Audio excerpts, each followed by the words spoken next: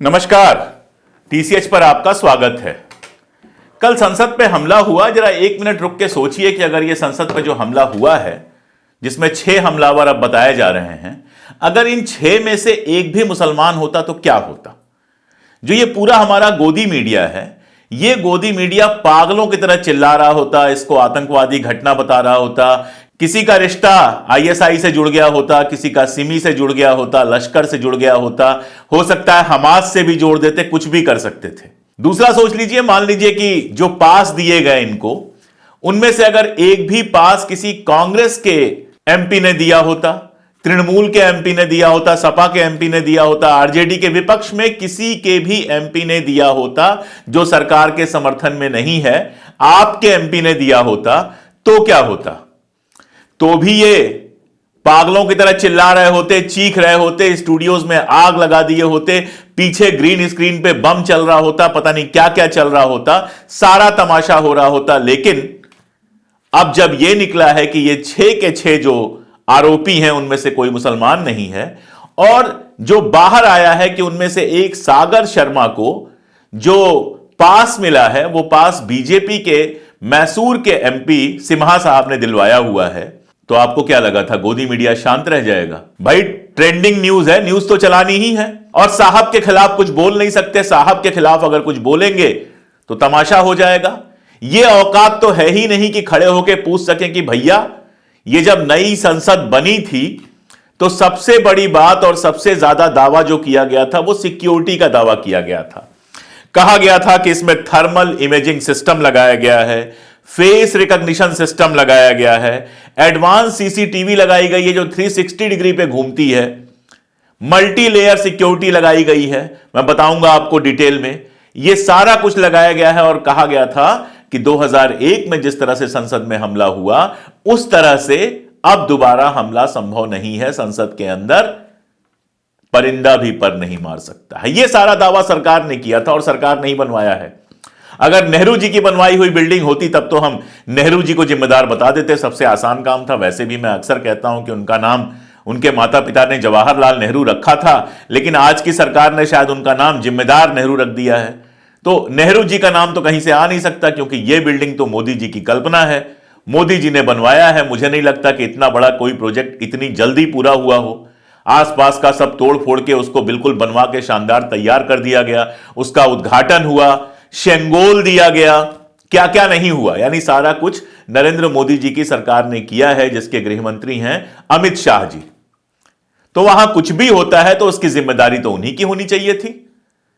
होना चाहिए था कि सारी गोदी मीडिया मोदी जी से गोदी मीडिया कैसे सवाल पूछ सकता है?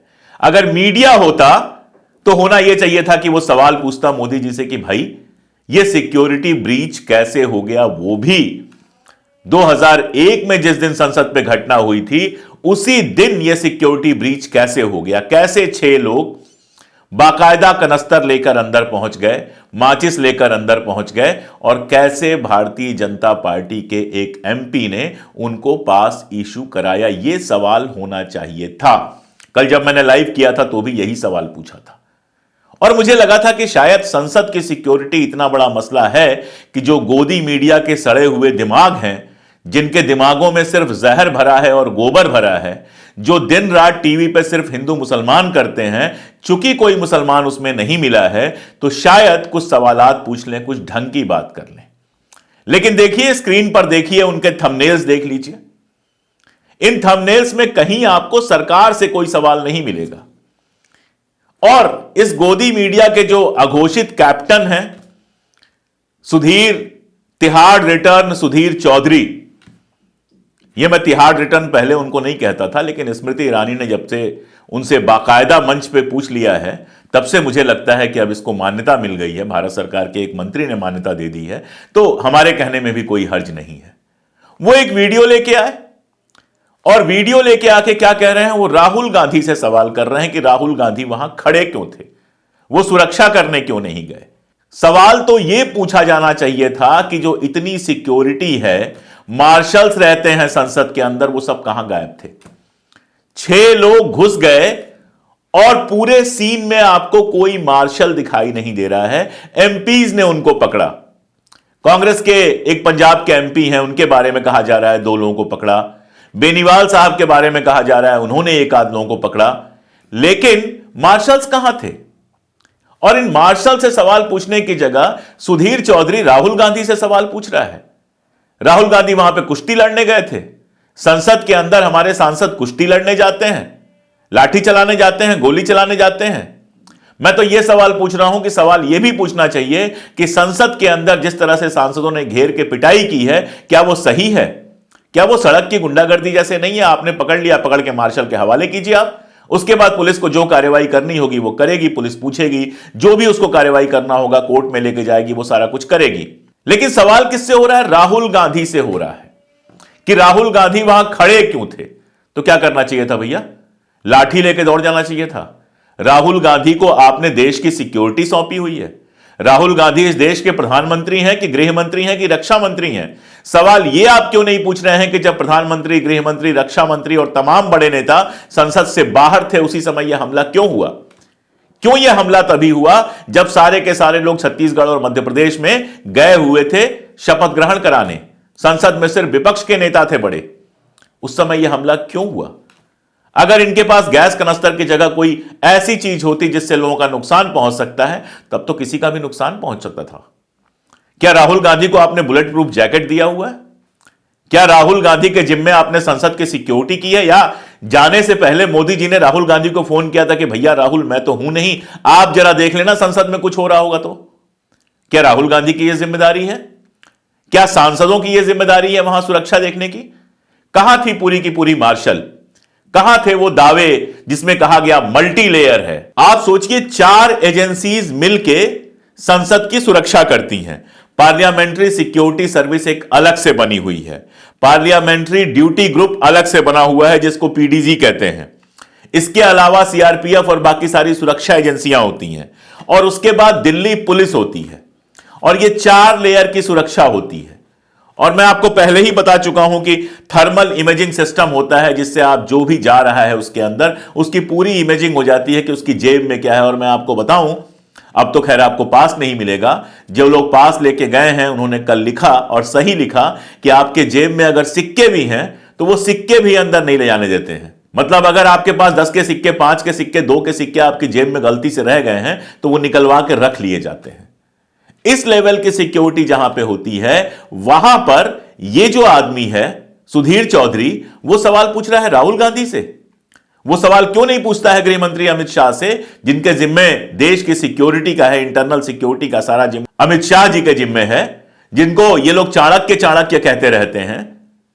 उनसे क्यों नहीं पूछ रहा है कि भैया 4 राज्यों में चुनाव हो गए, आपकी पार्टी 3 राज्यों में जीत गई, अब यह बताइए कि यह सिक्योरिटी जो आपका जिम्मा थी वो आपने क्यों नहीं अपने सर पे लिया? आप थे नहीं, और इतना बड़ा सिक्योरिटी ब्रीच कैसे हो गया? और वो अमन चोपड़ा, मतलब कई बार तो माफ कीजिएगा मैं इस तरह की भाषा उपयोग नहीं करना चाहता हूं, लेकिन मुझे वो एक जो जानवर होता है ना, विष खोपड़ा जिसको कहते हैं, कई बार उसकी शक्ल देख के मुझे याद आता है कि हमेशा जहर फैलाना है।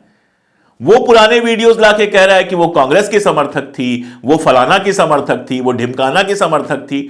आज ही उसके ट्वीट्स आए हैं, बाकायदा ट्वीट दिखाई दे रहे हैं। दावा यह किया गया है कि उसने तो योगी जी की भी तारीफ की थी, उसने आपकी भी तारीफ की थी, उसने मोदी जी की भी तारीफ की थी। ये सारा कुछ उसने किया था। वो जो लड़की है उसमें, जिसको बताया जा रहा है कि वो हिसार के पास की लड़की है। अब मेरा सवाल यह है कि इससे क्या फर्क पड़ता है? कोई भी किसी का समर्थक हो सकता है। आप उसके लिए कांग्रेस को जिम्मेदार ठहरा देंगे, अंबेडकरवादी पार्टियों को जिम्मेदार ठहरा देंगे, क्योंकि वो जय भीम का नारा लगा रही थी, वो भारत माता की जय का भी तो नारा लगा रही थी। भारत माता की जय तो सारी पार्टियां बोलती हैं। तो अब आप उसको कांग्रेस के सर पे डाल रहे हैं। कांग्रेस विपक्ष में है, सत्ता पक्ष में है भाजपा। सुरक्षा की जिम्मेदारी भाजपा की है, गृह मंत्री उनका, प्रधानमंत्री उनका, सुरक्षा की जिम्मेदारी सारी उनकी है। दिल्ली के मुख्यमंत्री अरविंद केजरीवाल है, उनके जिम्मे तो सुरक्षा नहीं है, उनको तो दिल्ली पुलिस नहीं दी गई है, तो उनसे सवाल कैसे पूछा जा सकता है? दिल्ली में अगर सुरक्षा का मामला होगा तो हमेशा गृह मंत्री और प्रधानमंत्री से पूछा जाएगा। लेकिन मालिक को खुश करने के लिए जरूरी सवाल जो पूछना था कि आखिर ये 6 लोग कैसे अंदर घुस गए, नंबर 1। और दूसरा सवाल जो उससे भी बड़ा सवाल है कि इनको कैसे भारतीय जनता पार्टी के एक सांसद ने पास उपलब्ध कराया। इन 2 जरूरी सवालों को छोड़कर सारे सवाल पूछे जा रहे हैं। कोई कह रहा है कि हमारी टीम पहुंच गई तो सारा खुलासा हो गया। क्या खुलासा हो गया भैया? तुम क्या खुलासा करोगे? चाहे तुम टॉप हो चाहे लो हो, तुम क्या खुलासा करोगे? खुलासा तो दिल्ली पुलिस करेगी। जब जांच होगी, एक एक आदमी की जांच होगी, पता चलेगा कोई संगठन तो नहीं था इसके पीछे, कोई और कारण तो नहीं था। और एक बात तो बहुत क्लियर है, कोई आतंकवादी संगठन अगर होता तो वो गैस लेके नहीं जाता वहां पर, कि धुआं लेके नहीं जाता। जब जाने की अनुमति मिल ही गई थी, जब सिक्योरिटी बीच का रास्ता ढूंढ ही लिया गया था, तो बंदूक लेके जाते, बम लेके जाते। ये धुआं फैलाने से उनको क्या मिल जाना था? तो एक बात तो बहुत क्लियर नजर आ रही है बाहर से, हालांकि मैं बार बार कल भी कह रहा था, आज भी कह रहा था कि समझ में तभी आएगा जब दिल्ली पुलिस अपनी जांच पूरी कर लेगी और उस जांच में निकल के आएगा कि ये लोग कौन हैं, किस संगठन से जुड़े हैं, इनका उद्देश्य क्या था। उसके पहले कुछ भी कहना जल्दीबाजी होगी। तो ये जितने बड़े बड़े थंबनेल बनाए जाते हैं कि सारा राज हमें पता चल गया, हम गए तो सब कुछ खुल गया, क्या था इसके पीछे, क्या था उसके पीछे, किसी को कुछ नहीं पता है। सबको उतना ही पता है जितना आपको और हमको पता है। पत्रकारों को कितना पता होता है ये चुनाव के समय मालूम हो जाता है।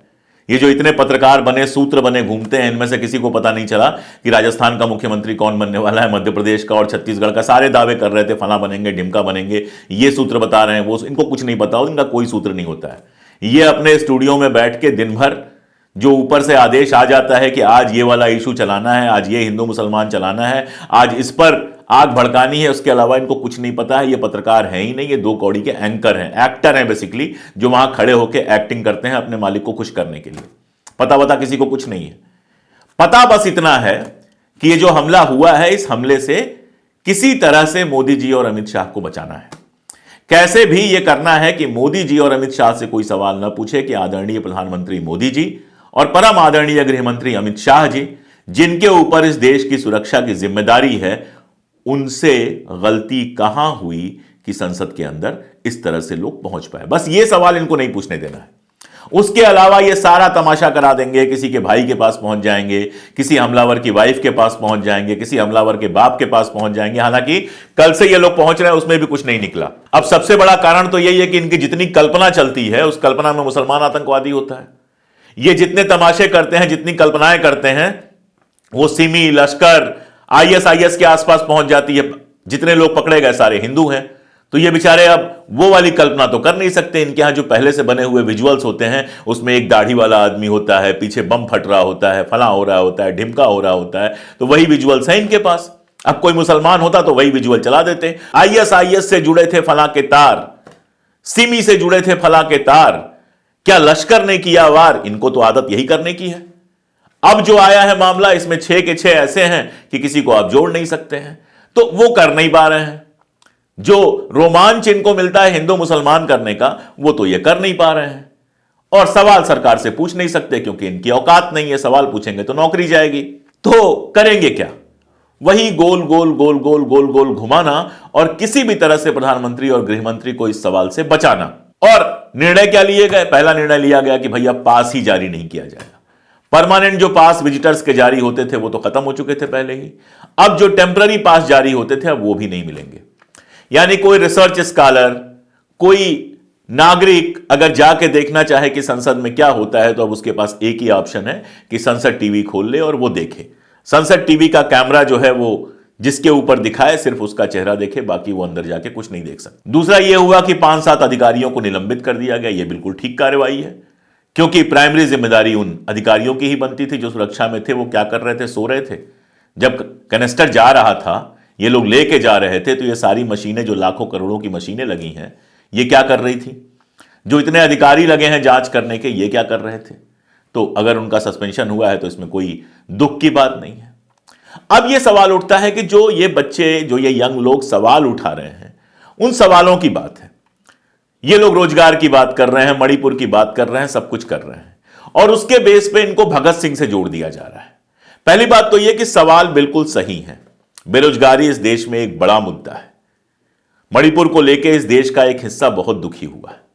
तो ये सवाल बिल्कुल सही है, ये सवाल पूछे जाने चाहिए। हम भी पूछते हैं, सबको ये सवाल पूछा जाना चाहिए। लेकिन क्या इनको आप सीधे भगत सिंह कह देंगे सिर्फ इसलिए क्योंकि भगत सिंह का मॉडल फॉलो करके इन्होंने संसद के अंदर बम नहीं फेंका, लेकिन धुआं फैलाने की कोशिश की? भगत सिंह के बारे में मैं बता दूं कि भगत सिंह ने फ्रांस के एक क्रांतिकारी वेला से यह प्रेरणा ली थी, जिसने वहां की संसद में बम फेंका था। भगत सिंह ने बम क्यों फेंका था? हीरो बनने के लिए नहीं, किसी मुद्दे पर ध्यान दिलाने के लिए भी नहीं। ट्रेड डिस्प्यूट बिल के समय बम फेंका था, लेकिन असल कारण यह था कि उनके संगठन के ऊपर लगातार हमला हो रहा था। उसको क्रांतिकारी संगठन कहने की जगह आतंकवादी संगठन कहा जा रहा था। जिस विचारधारा को वो फैलाना चाहते थे, जो सांप्रदायिकता विरोधी, पूंजीवाद विरोधी उनकी जो विचारधारा थी, जिसको वो जनता में फैलाना चाहते थे, वो फैला नहीं पा रहे थे, क्योंकि अपने अखबार और बाकी सब छापने का साधन था नहीं। और सरकारी जो मीडिया था, और यहां तक कि उस समय के मेन स्ट्रीम के बहुत सारे लोग भी, वो इन लड़कों को आतंकवादी कहते थे, टेररिस्ट कहते थे। अच्छा, टेररिज्म उस जमाने में कोई इतना निगेटिव शब्द नहीं था, लेकिन वो लोग ये कहते थे कि ये सिर्फ बंदूक गोली चलाने वाले लोग हैं, इनकी कोई विचारधारा नहीं है। तो बाकायदा मीटिंग में यह फैसला हुआ कि संसद में एक बम फेंका जाए और पर्चे फेंके जाएं, जिन पर्चों से हमारी विचारधारा लोगों तक पहुंच सके। और उसके बाद जब कोर्ट में मुकदमा चले, तो उस कोर्ट का उपयोग इस बात के लिए किया जाए, अपनी विचारधारा को फैलाने के लिए। न उस जमाने में सोशल मीडिया था, न उस जमाने में अखबारों में आपकी रिपोर्ट छपती थी, इसलिए उनके पास कोई और ऑप्शन नहीं था। और उन्होंने बम फेंकने के बाद बाकायदा नारे लगाए, आगे तक गए और गिरफ्तारियां दी। और गिरफ्तारियां देने के बाद कोर्ट में, आप जानते हैं, कोर्ट के जो बयान है भगत सिंह के, वो उनकी पूरी विचारधारा को और उनके संगठन की विचारधारा को बताते हैं। तो भगत सिंह एक बाकायदा वैचारिक विचार विमर्श के बाद यह कार्रवाई करने गए थे। अब कोई भी उठ के बम फेंक देगा, बंदूक चला देगा, तो भगत सिंह नहीं बन जाएगा। आजकल बहुत सारे लोग भगत सिंह बन के बैठे हुए हैं, दिन भर हिंदू मुसलमान की नफरत करेंगे और बंदूक लहराते हुए खुद को भगत सिंह कहेंगे। भगत सिंह को थोड़ा पढ़ लेना चाहिए, समझ लेना चाहिए कि भगत सिंह थे कौन।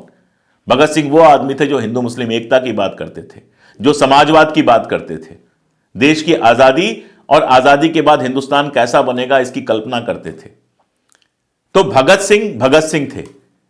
भगत सिंह का उदाहरण देकर जो लोग जस्टिफाई करने की कोशिश कर रहे हैं कि इन बच्चों ने जो किया, इन युवाओं ने जो किया वो सही है, मैं उससे सहमत नहीं हूं। आज भगत सिंह का समय नहीं है। आज आपके पास सोशल मीडिया से लेकर तमाम सारी चीजें हैं जहां आप अपनी बात कह सकते हैं। कौन सी बात कह ली, यहां आके इन लोगों ने गिरफ्तार हो गए, अपनी जिंदगी बर्बाद करेंगे, और क्या कर सकते हैं, केस चलेगा, अब क्या नौकरी मिलेगी, अब और नौकरियां नहीं मिलेंगी। और एक अजीबोगरीब मामला यह बना दिया कि संसद को अब इतना सुरक्षित कर दिया जाएगा कि आप जेन्युइन वजह से भी उसके अंदर नहीं जा पाएंगे। तो मैं कम से कम नहीं मानता कि ये भगत सिंह वगैरह हैं। लेकिन साथ में इनकी पूरी गतिविधियां इनको देखते हुए अभी तक जितना कुछ, मैं अभी तक बार बार कह रहा हूं क्योंकि आगे कुछ भी निकल के आ सकता है, अभी तक जितना कुछ निकल के आया उससे यह समझ में आता है कि यह आतंकवादी भी नहीं है।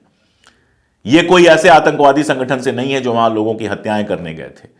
अगर ऐसे होते तो कुछ ना कुछ तो ऐसा लेके जाते जिससे किसी को नुकसान पहुंचाया जा सके, लेकिन ऐसा वो कुछ भी लेके नहीं गए थे।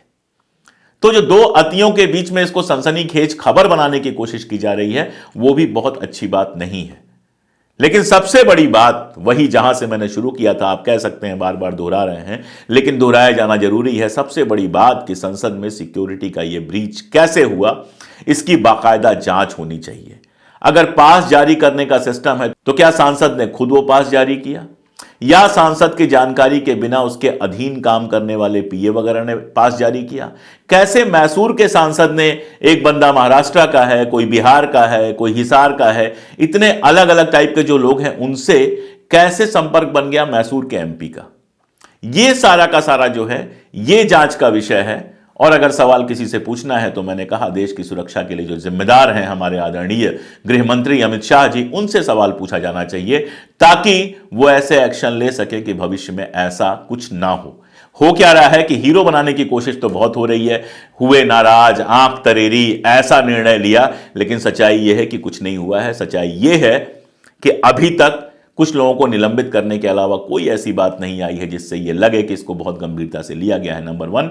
और दूसरी बात कि जिस दिन संसद पे हमला हुआ था 2001 में, उसी दिन फिर से वो हमला भी भाजपा की सरकार में हुआ था, यह हमला भी भाजपा की सरकार में हुआ है। उसी दिन अगर दूसरा हमला हुआ है तो सरकार के लिए यह बेहद शर्मनाक है। ये सारे सवालात हैं जो गोदी मीडिया आपसे कुछ नहीं पूछेगा, इसलिए मुझे लगा कि ये सवाल कम से कम मैं ही आपसे पूछ लूं। हमारे जैसे लोग तो सवाल पूछने के लिए ही यहां पर हैं, और हर बार जो अपील मैं करता हूं वो अपील आपसे करूंगा ही कि हम लगातार सवाल पूछ सकें, कैमरे की आंख में आंख डालकर सच बोल सकें। इसके लिए जरूरी है कि आप हमसे जुड़ें, हमारे वीडियोस दूर तक पहुंचाएं और जैसे भी हमारी मदद कर सकें मदद करें, क्योंकि आप हमारे साथ आएंगे तभी हम हिम्मत के साथ कैमरे की आंख में आंख डालकर, सत्ता की आंख में आंख डालकर सच कह सकेंगे। बहुत शुक्रिया।